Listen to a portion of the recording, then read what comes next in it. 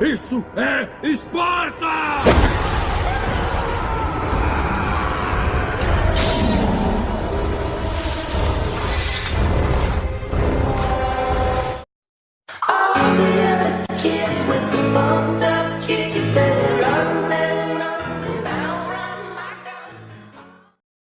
Sun Tzu. A arte da guerra. Segunda parte. Como se diz comumente, seja rápido como o trovão que retumba antes que tenhas podido tapar os ouvidos, veloz como o relâmpago que brilha antes de haver podido piscar. Portanto, os que não são totalmente conscientes da desvantagem de servir-se das armas não podem ser totalmente conscientes das vantagens de utilizá-las.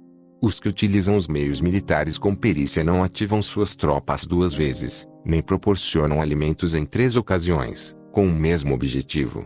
Isto quer dizer que não se deve mobilizar ao povo mais de uma vez por campanha, e que imediatamente depois de alcançar a vitória não se deve regressar ao próprio país para fazer uma segunda mobilização. A princípio isto significa proporcionar alimentos para as próprias tropas, porém depois se tiram os alimentos ao inimigo. Se ao invés de tomar os mantimentos e armas de teu próprio país, retirares do teu inimigo, estarás bem abastecido de armas e provisões. Quando um país empobrece por causa das operações militares, isso se deve ao transporte de provisões de um lugar distante. Se as transportas desde um lugar distante, o povo empobrecerá. Os que habitam próximo de onde está o exército podem vender suas colheitas a preços elevados, porém se acaba deste modo o bem-estar da maioria da população. Quando se transportam as provisões muito longe, ocorre ruína por causa do alto custo. Nos mercados próximos ao exército, os preços das mercadorias aumentam. Portanto, as longas campanhas militares constituem uma ferida para o país. Quando se esgotam os recursos, os impostos se arrecadam sob pressão. Quando o poder e os recursos se tenham esgotado, se arruína o próprio país. O povo é privado de grande parte de seus produtos, enquanto os gastos do governo para armamentos se elevam. Os habitantes constituem base de um país, os alimentos são a felicidade do povo. O príncipe deve respeitar este fato e ser sóbrio e austero em seus gastos públicos.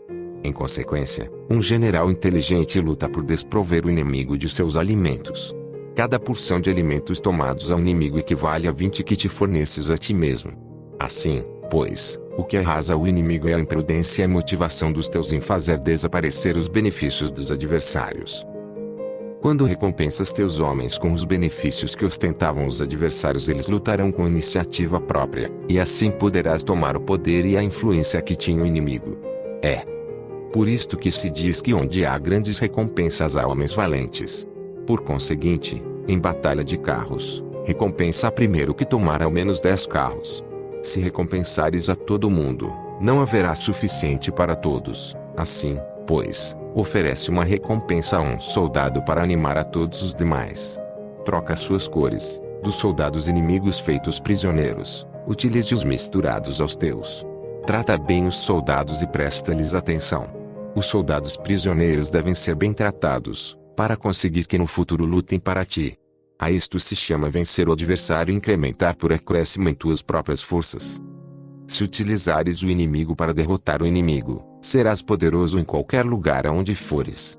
Assim, pois, o mais importante em uma operação militar é a vitória e não a persistência. Esta última não é benéfica. Um exército é como o fogo, se não o apagas, se consumirá por si mesmo. Portanto, sabemos que o que está à cabeça do exército está a cargo das vidas dos habitantes e da segurança da nação. Sobre as proposições da vitória e a derrota. Como regra geral, é melhor conservar um inimigo intacto que destruí-lo. Captura seus soldados para conquistá-los e domina seus chefes. Um general dizia: pratica as artes marciais, calcula a força de teus adversários, faz que percam seu ânimo e direção, de maneira que ainda estando intacto o exército inimigo, fique imprestável. Isto é ganhar sem violência. Se destruíres o exército inimigo e matares seus generais, assaltas suas defesas disparando, reúnes uma multidão e usurpas um território. Tudo isto é ganhar pela força.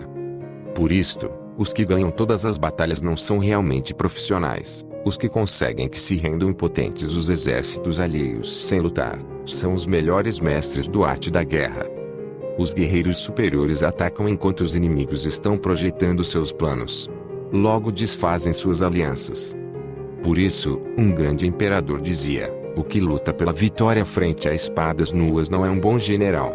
A pior tática é atacar uma cidade. Assediar, encurralar uma cidade só se leva a cabo como último recurso. Emprega não menos de 3 meses em preparar teus artefatos e outros 3 para coordenar os recursos para teu assédio. Nunca se deve atacar por cólera e com pressa. É aconselhável tomar-se tempo na planificação e coordenação do plano. Portanto, um verdadeiro mestre das artes marciais vence outras forças inimigas sem batalha, conquista outras cidades sem assediá-las e destrói outros exércitos sem empregar muito tempo. Um mestre experiente nas artes marciais desfaz os planos dos inimigos, estropia suas relações e alianças, corta os mantimentos ou bloqueia seu caminho, vencendo mediante estas táticas sem necessidade de lutar. É imprescindível lutar contra todas as facções inimigas para obter uma vitória completa, de maneira que seu exército não fique quartelado e o benefício seja total. Esta é a lei do assédio estratégico. A vitória completa se produz quando o exército não luta, a cidade não é assediada, a destruição não se prolonga durante muito tempo, e em cada caso o inimigo é vencido pelo emprego da estratégia.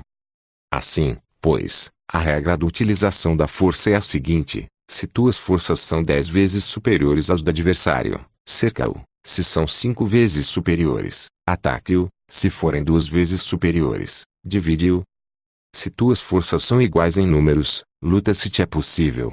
Se tuas forças são inferiores, mantenha-te continuamente em guarda, pois a menor falha te acarretaria as piores consequências. Trata de manter-te ao abrigo e evita o quanto possível um enfrentamento aberto com ele. A prudência e a firmeza de um pequeno número de pessoas podem chegar a cansar e a dominar inclusive numerosos exércitos. Este conselho se aplica nos casos em que todos os fatores são equivalentes.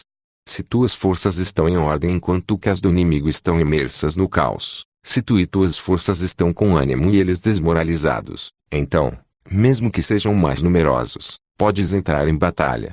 Se teus soldados, tuas forças, tua estratégia e teu valor são menores que as de teu adversário, então deves retirar-te e buscar uma saída.